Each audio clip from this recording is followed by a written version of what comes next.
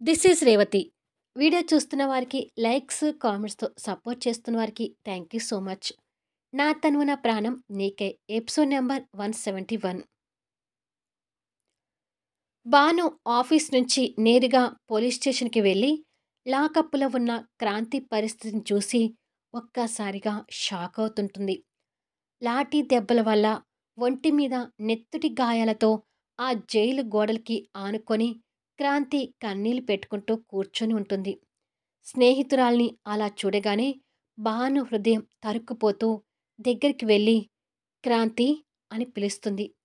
భాను పిలుపు వినగానే క్రాంతి తన వైపు చూసి ఆ నొప్పులతోనే కాస్త ఆశగా దగ్గరికొచ్చి, అమ్మ నా కోసం ఎదురు చూస్తుంటుంది భాను. అమ్మకి ఏం చెప్పాలో తెలియడం లేదు అంటూ కన్నీళ్లు పెట్టుకుంటుంది. అసలు ఏంటి క్రాంతి ఈ గాయాలు? నిన్ను అంతగా కొట్టారేంటి? అని అడుగుతుంది.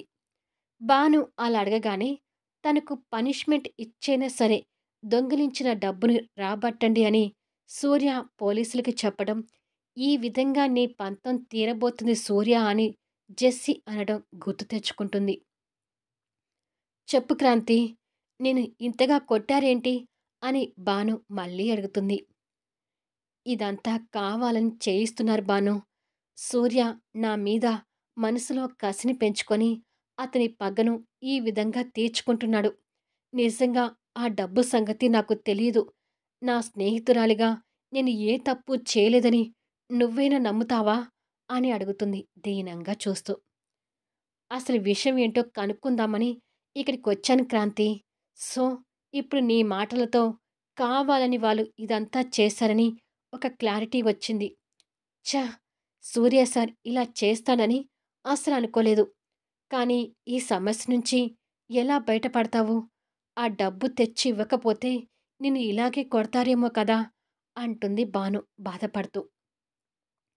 వాళ్ళు ఎంత కొట్టినా నేను దొంగలించని డబ్బు తీసుకొచ్చి ఇవ్వలేను కదా!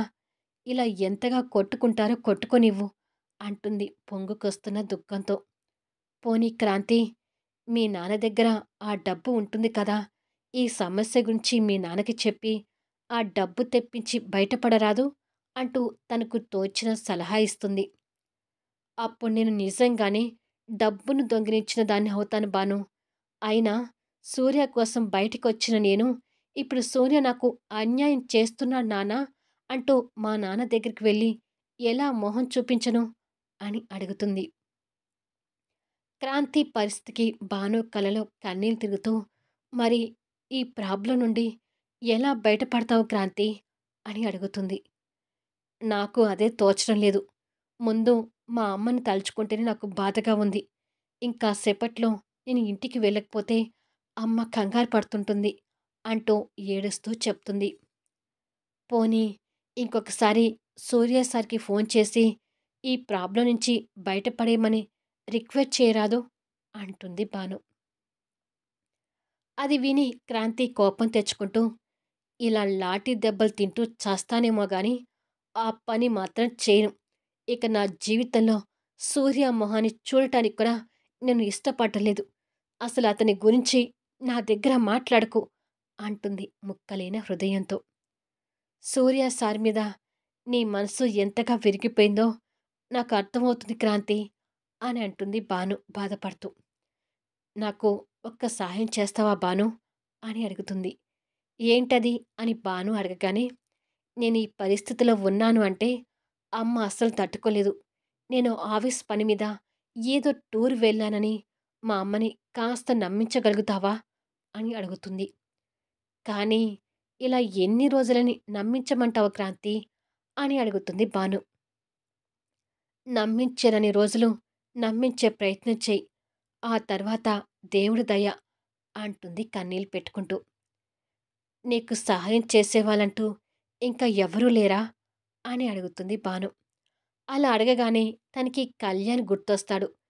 కళ్యాణ్‌తో పాటే మైథిలి కూడా గుర్తొస్తుంది. సూర్య లాకప్‌లో ఉన్నప్పుడు మైథిలి పెట్టుకున్న కన్నీళ్లు కూడా క్రాంతికి గుర్తొచ్చి, కళ్యాణ్ దగ్గర నుంచి సహాయం తీసుకోటానికి తన ఆత్మగౌరవం అడ్డు వస్తూ, ఎవరూ లేరు అని చెప్తుంది. అలా అనేసరికి భానుకు కూడా ఏది తోచని పరిస్థితి. ముందు నువ్వు మా ఇంటికి వెళ్ళి నేను టూర్ వెళ్ళానని మా అమ్మని నమ్మించు బాను. మా అమ్మ నా కోసం ఎదురు చూస్తూ ఉంటుంది. నాకు ఈ ఒక్క సహాయం చేసి పెట్టు అని రిక్వెస్ట్ చేస్తుంది. సరే క్రాంతి, అలాగే చెప్తాను. కానీ నీకు ఇంతకంటే ఇంకా ఏ సహాయం చేయలేని నిస్సహాయ పరిస్థితిలో ఉన్నాను. ఐఎమ్ సో సారీ అని బాను కన్నీళ్ళు పెట్టుకుంటూ అక్కడి నుంచి వెళ్ళిపోతుంది. క్రాంతి ఏడుస్తూ సూర్య, జెస్సీ డైలాగ్స్ మరీ మరీ గుర్తు తెచ్చుకొని, నీకు నా మీదున్న ప్రతీకారం ఇలా తీర్చుకుంటావని అసలు అనుకోలేదు సూర్య అని సూర్యని కసిగా తిట్టుకుంటుంది. జెస్సీ పరశురామ్‌కి ఎదురుగా కూర్చొని ఉన్న సూర్య ఆఫీసులో జరిగిందంతా గుర్తు తెచ్చుకొని మనసును ప్రశాంతంగా ఉంచుకోలేకపోతుంటాడు. ఆ విషయం జెస్సీకి, పరశురామ్‌కి కూడా తెలుస్తుంటుంది. పరశురామ్ భార్య భానుమతి వాళ్ళకి కాఫీలు తెచ్చి అందిస్తూ, మొదటిసారి క్రాంతిని కళ్యాణ్ వాళ్ళ పెళ్లిలో చూశాను. తర్వాత వీళ్ళ ఎంగేజ్‌మెంట్ అప్పుడు చూశాను. కానీ క్రాంతిని చూస్తుంటే ఆ అమ్మాయి అలాంటిదని నమ్మాలనిపించడం లేదు అని తనకు తోచిన అభిప్రాయం చెప్తుంది భానుమతి. అక్కడ క్లియర్‌గా వీడియోలో కనిపిస్తూ ఉంటే, ఇంకా తన మీద నీకు నమ్మకం కలగకపోవటం ఏంటమ్మా? అంటూ తల్లి మీద చిరాకు పడుతూ కాఫీ కప్పు అందుకుంటుంది జెస్సీ. ఆ క్రాంతి స్వయంగా నా మీద నింద వేశాక కూడా నీకు నమ్మకం కలగడం లేదా? అంటూ భార్య మీద సీరియస్ అవుతాడు పరశురామ్ కాఫీ కప్ అందుకుంటూ. అది కాదండి అని భానుమతి మాట్లాడబోతుండగా, నోరు మూసుకొని ముందు సూర్యకి కాఫీ ఇవ్వు అంటూ భార్యని కసిరిస్తాడు. సరే అని సూర్య దగ్గరికి వెళ్ళి, కాఫీ తీసుకో సూర్య అంటుంది. సూర్య కాఫీ కప్ అందుకొని క్రాంతిని పోలీసులు తీసుకువెళ్ళడం తలుచుకుంటూనే ఆ కాఫీ తాగుతుంటాడు. జెస్సీ తండ్రిని చూస్తూ మాట్లాడండి అంటూ సైగ చేస్తుంది. కూతురు సైగ చూసి సరే అని కళ్ళతో చెప్పి, చూడు సూర్య, కొన్ని రోజుల వరకు నువ్వసలు ఆఫీస్ విషయాల్ని పట్టించుకోకు. మరో 4 రోజుల్లో మీ పెళ్లి జరగబోతుంది కాబట్టి జెస్సీని పెళ్లి చేసుకొని హాయిగా కొన్ని నెలలు హనీమూన్ ట్రిప్‌కి వెళ్ళిరండి అంటాడు. మా పెళ్లి ఇంకా 4 రోజులకే వచ్చిందా అని జెస్సీని చూస్తూ మనసులో అనుకుంటాడు సూర్య. నేను ఆల్రెడీ మన హనీమూన్ ట్రిప్‌కి టికెట్స్ బుక్ చేశాను సూర్య. ఇక మన పెళ్లి ఏర్పాట్లు కూడా చకచకా జరిగిపోతూనే ఉన్నాయి అంటుంది జెస్సీ. అవును సూర్య, ఇక నువ్వు ఈ విషయాలని పట్టించుకోకుండా మీకు జరగబోయే పెళ్లి గురించి ఆలోచిస్తూ ఉండు అంటుంది భానుమతి వారికి ఎదురుగా కూర్చుంటూ. సూర్య వాళ్ళ మాటలు విని మౌనంగా ఉండిపోతాడు. ఏంటి సూర్య, ఆఫీస్ డబ్బు పోయిందనేసరికి నువ్వంత మూడ్ ఆఫ్ అయ్యావు. ఇక ఆ ఆలోచన నుంచి బయటికి రావా అంటుంది జెస్సీ. కంపెనీ డబ్బు ₹1,00,00,000 పోయింది అంటే బాధగా ఉంటుంది కదా జెస్సీ. పైగా క్రాంతి డబ్బు దొంగిలించడం నా మైండ్‌ని బ్లాంక్ చేస్తుంది అంటాడు సూర్య.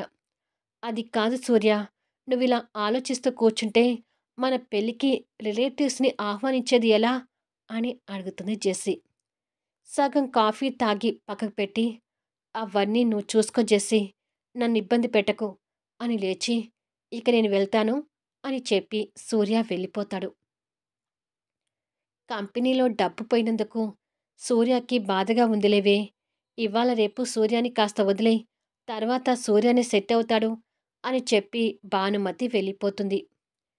జెస్సీ కాస్త టెన్షన్ పడుతూ ఉంటే పరశురామ్ పక్కన కూర్చొని కూతురి చేయి పట్టుకొని, ఇంకా 4 రోజులే కదమ్మా, మీ పెళ్ళి అయిపోతే ఇక ఎలాంటి ప్రాబ్లం ఉండదు. సూర్య ఇక నీ వాడవుతాడు అని భరోసా ఇస్తాడు. కానీ డాడీ, ఈ విషయాలన్నీ ఆ కళ్యాణ్‌కి తెలిసి మనల్ని మళ్ళీ డిస్టర్బెన్స్‌కి గురి చేస్తే అని అనుమానాన్ని వ్యక్తం చేస్తుంది. కళ్యాణ్ ఏం చెప్పినా సూర్య నమ్మే పరిస్థితుల్లో లేడులే జెస్సీ.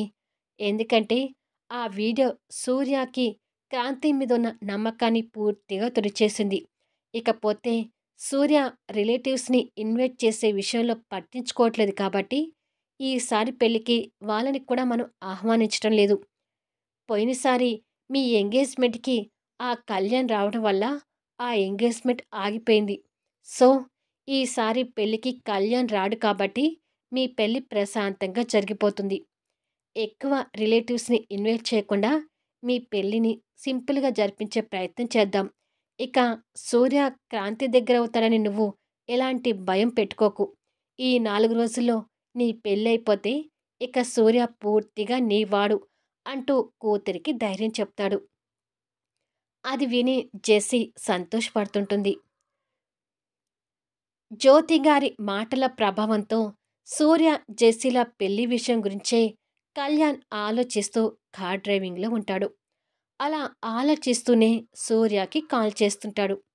ఇంటికి చేరుకున్న సూర్య క్రాంతి డిస్టర్బెన్స్‌లో ఉండగా కళ్యాణ్ కాల్ రావడం చూసి చిరాగ్గా ఆ ఫోన్ కట్ చేస్తాడు. అలా ఫోన్ కట్ చేసినందుకు కళ్యాణ్ కోపం తెచ్చుకుంటూ, మా బామర్ది గాడికి పోజులు తక్కువ లేవు. అసలిలా కాదు. డైరెక్ట్‌గా క్రాంతి వాళ్ళ అమ్మగారిని తీసుకువెళ్ళి సూర్య ఎదుట నిలబెట్టించి, ఆ రోజు ఏం జరిగింది అనేది స్ జ్యోతి గారి చేత చెప్పించి, సూర్య మనసులో క్రాంతి మీద ఉన్న మనస్పర్ధని తొలగించాలి. నేను ఇంకా తొందరపడకపోతే వాళ్ళ ఇద్దరి జీవితాలు ప్రశ్నార్థకంగా మిగిలిపోతాయి అని అనుకుంటూ క్రాంతి వాళ్ళ ఇంటి వైపు కార్ టర్న్ చేస్తాడు. కొద్దిసేపటికి వాళ్ళ ఇంటి డోర్ కొడుతూ ఉండగా జ్యోతి వచ్చి డోర్ తీస్తుంది. నువ్వా కళ్యాణ్? లోపలికి రా అంటుంది కళ్యాణ్ చూస్తూ. క్రాంతి ఆఫీస్ నుండి వచ్చిందా అండి? అంటూ కళ్యాణ్ లోపలికొస్తాడు. ఇంకా రాలేదు. వచ్చే టైం అవుతుంది. కూర్చో అంటూ కళ్యాణ్‌కి చైర్ చూపిస్తుంది. కళ్యాణ్ కూర్చొని ఆ ఇంటి పరిసరాల్ని గమనిస్తూ వాళ్ళ ఇంటి నుంచి బయటికి వచ్చి చాలా కష్టపడుతున్నట్టుగా తెలుస్తుంది. మంచినీళ్ళు తాగు బాబు అంటూ జ్యోతి కళ్యాణ్‌కి వాటర్ అందిస్తుంది. కళ్యాణ్ ఆ నీళ్ళు తాగి గ్లాస్ తిరిగి ఇవ్వబోతూ మీరు ఒక్కసారి సూర్య దగ్గరికి రావాలి అంటూ కళ్యాణ్ చెప్పబోతుండగానే ఆంటీ అంటూ బాను లోపలికొస్తుంది. ఆ తర్వాత ఏం జరగబోతుంది? క్రాంతి ఈ ప్రాబ్లం నుండి ఎలా బయటపడుతుంది? భాను ద్వారా కళ్యాణ్‌కి క్రాంతి ఉన్న సిట్యుయేషన్ తెలియటానికి అవకాశం ఉంటుందా? పరశురామ్, జెస్సీల దుర్మార్గాలు సూర్య తెలుసుకోగలుగుతాడా? ఊహకు అందని మలుపులతో ఆసక్తికరంగా సాగిపోయే కథా వీడియోస్‌ని మిస్ కాకుండా చూడండి. కథ నచ్చితే లైక్ చేయండి, కామెంట్ షేర్ చేయండి, సబ్స్క్రైబ్ చేసుకొని ఛానల్ షేర్ చేస్తూ సపోర్ట్ చేయండి. Thanks for listening.